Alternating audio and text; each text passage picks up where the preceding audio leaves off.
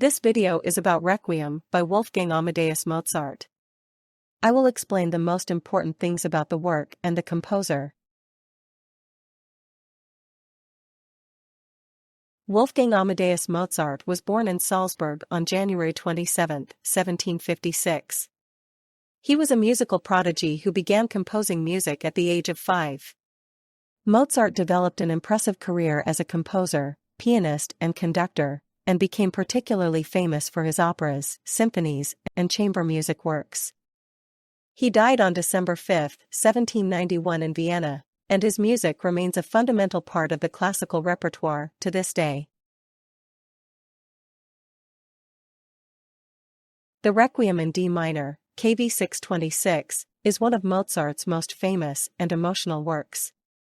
It was partly seen as his musical testament, as it was composed in the last months of his life. This work is a mass for the dead and is often used in memorial services and church ceremonies. Mozart's Requiem is famous for its deep emotionality and the complex use of choir and orchestra. The story of how the Requiem came about is shrouded in mystery and legend. In July 1791, Mozart received an anonymous commission to write a Requiem. It turned out that the commission came from Count Franz von Walsegg, who wanted to perform the work in memory of his deceased wife. Mozart was unable to complete the Requiem before his death, and the composition was later finished by his pupil Franz Xaver Sussmayr. The Requiem begins with the introit Requiem aeternam, which introduces a calm, meditative mood. The music is both consoling and yearning, with a gentle but insistent melody. The choir enters with a plea for eternal rest.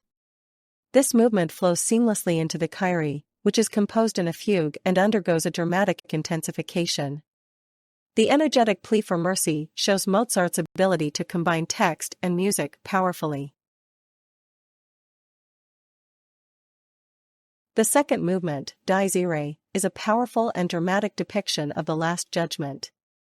The music is fast, loud and intense, full of dramatic choral passages and orchestral outbursts. This movement shows the fear and terror of the day of wrath as described in the text. Mozart's music paints a vivid picture of the apocalypse and divine justice. Tuba Mirum begins with a solo trumpet announcing the Last Judgment. This is followed by solos from the bass, tenor, alto, and soprano, each interpreting different aspects of the narrative.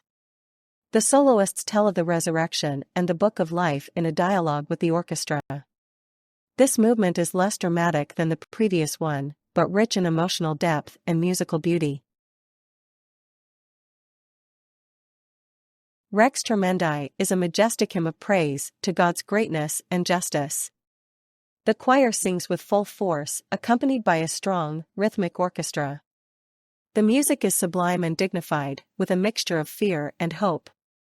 This movement shows Mozart's ability to musically frame the divine majesty, creating a deep emotional resonance. Requiem is a lyrical, reflective piece in which the soloists plead in a gentle dialogue to be spared from the final judgment.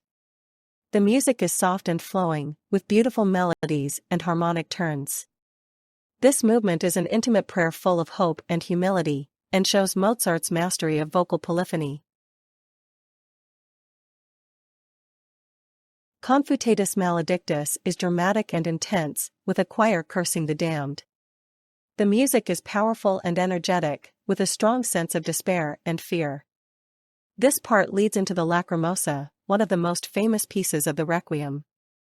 Lacrimosa is heartbreakingly beautiful, with a sorrowful melody that flows over the text of tears and mourning. This movement was begun by Mozart, but completed by Sussmayr after the first 8 bars.